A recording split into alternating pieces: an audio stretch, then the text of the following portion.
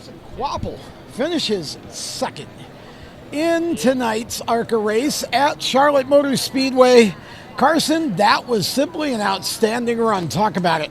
Yeah, we had a really good car all race long. We were fighting just a little too tight kind of the whole time, and we were able to be in clean air, and it kind of worked in our favor. I think in the dirty air we were kind of a little bit off, but just when we were able to get out front, we just had clean air, and that was the biggest thing. Every pit stop we tried to free it up a little bit. Didn't want to overstep it though, so we didn't go big changes by any means, and just didn't get enough there at the end. And being behind the 18 there, him having the clean air probably really what did us in. But it was a good run all in all. I mean, come here, try to learn as much as we can, and compete for a win. And I think we completed those two objectives, and hopefully this experience will help me out in the Xfinity car.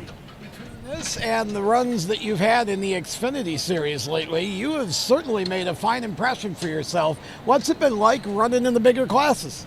Yeah, I mean, it's been a new experience for sure. I feel like I'm learning something every single weekend, whether I'm on track or not. Just being around the Xfinity guys and being able to learn from them and watch those guys, and obviously racing the Xfinity series and ARCA series is a big learning curve for sure. It's a lot different than going to a quarter or half mile with a late model. So just trying to take it all in and just learn and put it in the memory bank and use it next time. I know you've got more races coming up in the Xfinity. Talk a little bit about what your schedule is outside of the Cars Tour that we know you're running. Yeah, I got 5-6 more races in the Xfinity series. I think next race we go is Loudon and then Nashville, and to be honest, I honestly don't remember from there. But just trying to take it week by week and not trying to get too, I guess, spun out about the whole deal, and just trying to learn as much as I can, like I said, and just try to put it in the memory bank and use it next week. With that final pit stop, taking the tires, the 18 was fast approaching. Was kind of the call? Just if you stayed out, he was probably going to beat you. So you had to try something different.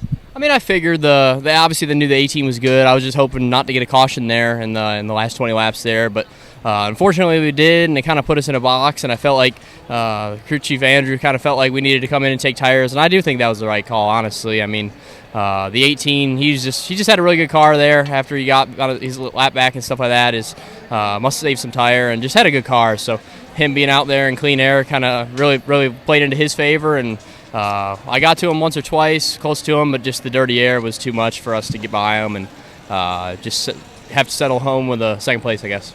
And you guys, caught up almost instantly on that final restart, but, along with dirty air getting there at the end, was it also just a matter of, his car was good enough to, overcome that tire disadvantage? Yeah, definitely. I mean, obviously that group brings really good race cars week in and week out, and obviously Pinnacle does too, so I'm not saying they're any better by any means, but they had a good car, and just I don't know how it ended up playing out for him, but I'm guessing he was able to kind of just ride back there and just kind of conserve, and made it to where the tires weren't as big of a challenge for him, and just put himself in a good spot there at the end.